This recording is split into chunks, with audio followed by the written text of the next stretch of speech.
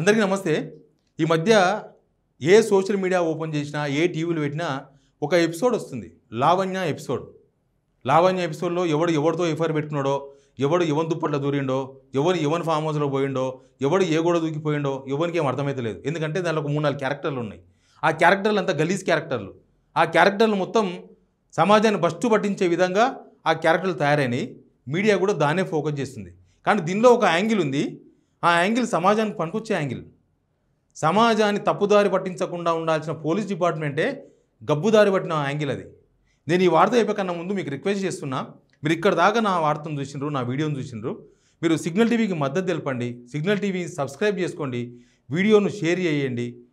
Video share చేయడమే కాదు, like కూడా, కామెంట్ కూడా చేయండి. సిగ్నల్ టీవీ స్ట్రైక్ చేసే వాళ్ళు స్ట్రైక్ చేస్తున్నారు, రిపోర్ట్ కొడుతున్నారు, మన ప్రశ్నలకు సమాధానం చెప్పలేని వాళ్ళు. నేను సమాజం తరపున మాట్లాడుతున్నా, మీరు ఖచ్చితంగా సిగ్నల్ టీవీ సబ్స్క్రైబ్ చేసుకోండి వ్యూవర్స్ అని అడుగుతున్నా. ఇక వార్తలకు పోతే, లావణ్య పేరు అందరికి తెలిసిపోయింది కదా. ఇప్పుడు అందరూ చాలా సీక్రెట్గా ఫోన్లు ఇట్లా పెట్టుకొని చాలా సీక్రెట్గా వింటున్నారు. ఆమె డిఐ పోలీస్ డిపార్ట్మెంట్ డిటెక్టివ్ ఇన్స్పెక్టర్తో ఏం మాట్లాడింది, ఆమె ఇంకొకరితో ఎట్లా మాట్లాడింది, ఏం భాష మాట్లాడింది, ఎట్లా మాట్లాడింది, గోడ దూకుతున్నది ఎట్లా, దుప్పట్లో దూరుతున్నది ఎట్లా, నేను కసితో వస్తున్నది ఎట్లా, అసలు ఈమె ఏం మాట్లాడింది వినాలని చాలా ఇంట్రెస్ట్గా చూస్తున్నారు. కానీ దీనిలో లావణ్యది లేకపోతే ఆ టీంది వాళ్ళ గురించి కాదు మనం మాట్లాడాల్సింది.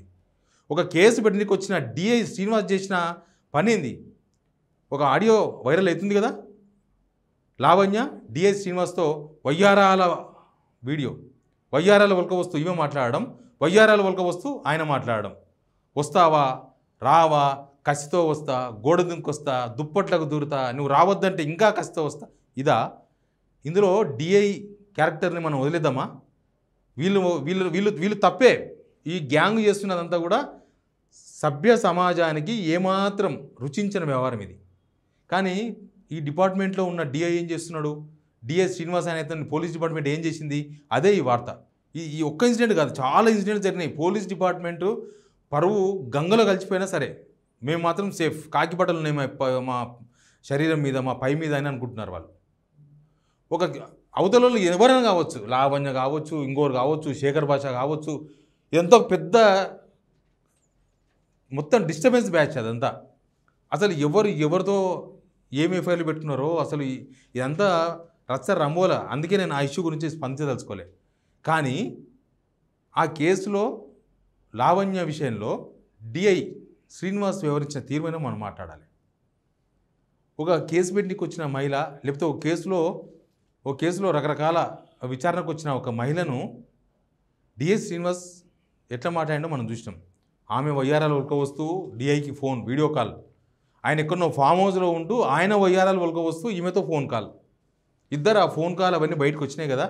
నేను అది వినిపించలేను, బట్ చిన్న చిన్న బిట్లు ఏమని మా వాళ్ళకి చెప్తున్నా. ఆ బిట్లు మాత్రం వినండి, ఎందుకంటే దీనికి కొద్దిగా ఫుల్ పేజ్గా అర్థమవుతుంది మీకు. దాటి మీ డ్యూటీ పర్మిషన్స్ లోకి వస్తే నన్ను మీ వాళ్ళు ఎవరైనా నన్ను ఏమైనా అంటారా?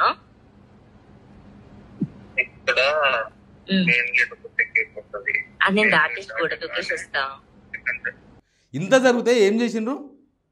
ఆ లావణ్యతో వయ్యారాలు బలు పోసుకుంటూ మాట్లాడిన డిఐని తీసుకొచ్చి ఐజీ ఆఫీస్కు అటాచ్ చేసిండ్రు.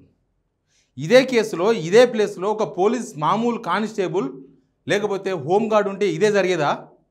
వాళ్ళని జాబ్లోకి వెళ్ళి తీసేసేవాళ్ళు. డిపార్ట్మెంటల్ క్రమశిక్షణ చర్యల పేరుతో రిమూవ్ చేసేవాళ్ళు జాబ్లోకి వెళ్ళి.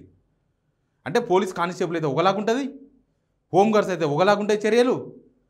డిఐఓ, సిఐఓ, లేకపోతే ఎస్ఐఓ, లేకపోతే అంతకన్నా పైన వాళ్ళు ఎవరైనా ఉంటేనేమో ఇట్లా సింపుల్గా అటాచ్ చేసి వదిలేస్తారా? మీ డిపార్ట్మెంట్ పరువు పోతుందన్న ఏం లేదా? పోలీస్ పరువు గంగలు కలిసిపోలే, పోలీస్ డిపార్ట్మెంట్ పరువు. అసలు ఏం జరుగుతుంది? అసలు దీనిలో దొరికితే దొంగనా, దొరకపోతే దొంగనా, దొరేవాడు దొంగేవాడు, అసలు ఏం జరుగుతుంది? ఈ ఒక్క కేసులో కాదు, అసలు ఈ ఒక్క కేసును మనం ఒక శాంపిల్గా చూద్దాం. మిగతా చాలా కేసులు ఉన్నాయి. మనం చూడలేదా ఈ మధ్యకాలంలో? ఎవడో ఎస్ఐ ఒక ఆయన ఒక కానిస్టేబుల్తో ఎఫ్ఐఆర్ పెట్టుకొని, ఆమె ఇంకోటితో ఎఫ్ఐఆర్ పెట్టుకొని ముగ్గురు కలిసిపోయి చెరువులో దుంకి చచ్చిపోయారు. పోలీస్ స్టేషన్కు వస్తున్న మహిళల మీద అఘాయిత్యాలు పెరిగిపోతున్నాయి. పోలీస్ స్టేషన్కి వాళ్ళు ఏదో భర్తతో గొడవయో, లేకపోతే ఏదో ఫ్యామిలీ గొడవలనో, లేకపోతే ఇంకెవరో మోసం చేసిన పోలీస్ స్టేషన్కి వస్తే సిఐలు, ఎస్ఐలు పటాయిస్తున్నారు వాళ్ళను. అవన్నీ పక్కన పెడదాం, అవన్నీ రోజు నడుస్తున్నాయి, మాట్లాడదాం.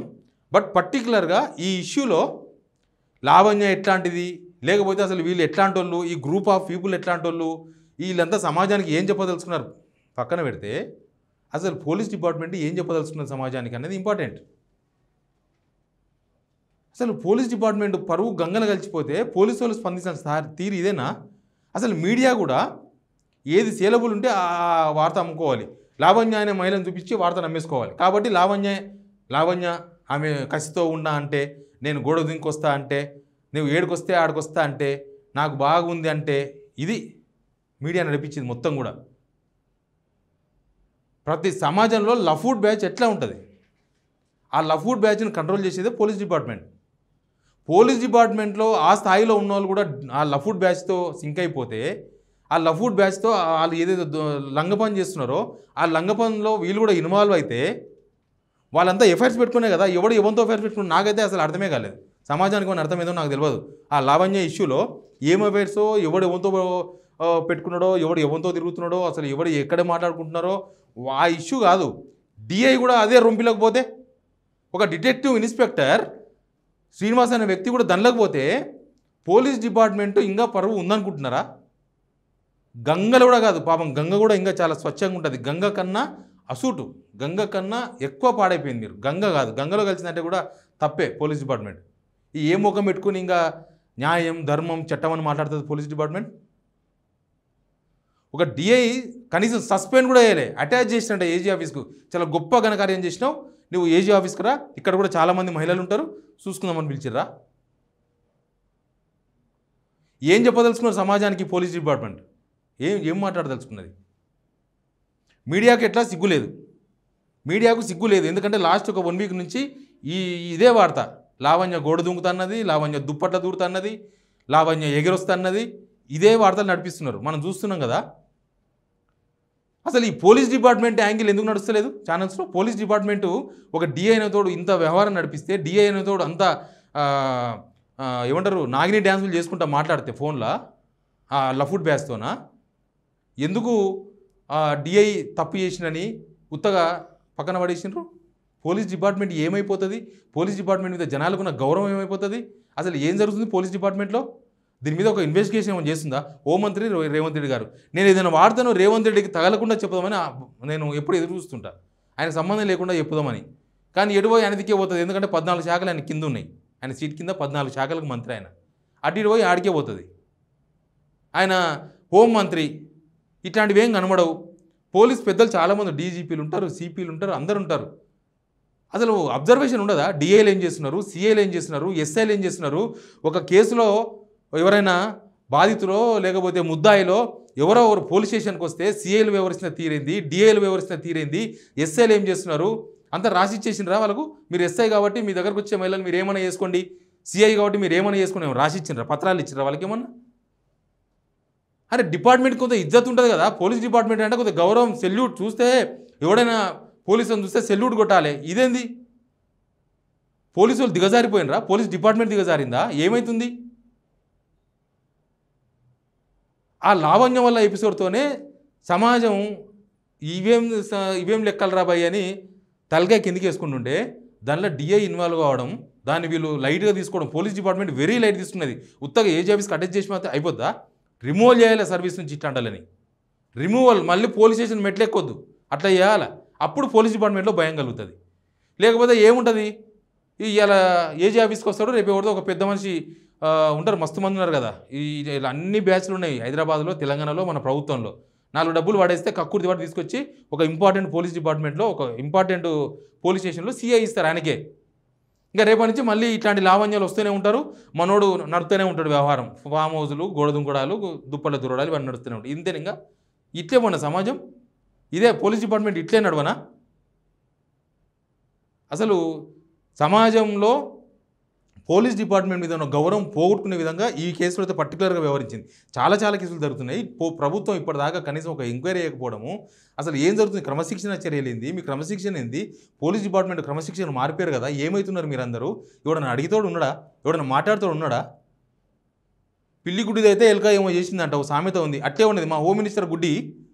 ఇంకా పోలీసు వాళ్ళు ఇట్లా నడిపిస్తున్నారు సంసారాన్ని. లాస్ట్కు తెలంగాణ పరువును గంగల కలుపుతారు. ఇదే జరిగేది. Please subscribe signal TV.